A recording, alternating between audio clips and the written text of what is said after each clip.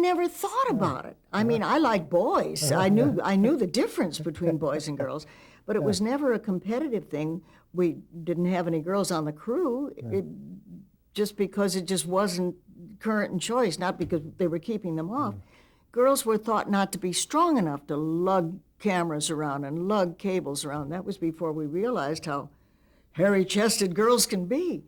Almost every show had a girl on it as more programs opened up, not because they were trying to give equal time, but because she would dress the set.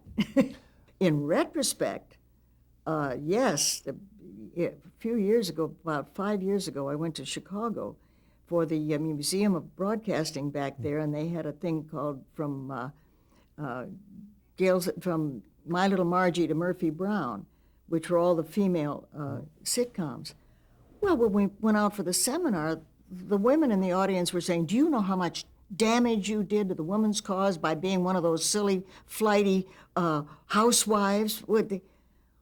I said, hold it, that was 40 years ago. Would you like, 40 years from now, you want the people to judge what you're doing by their standards? I got ticked off, I really did.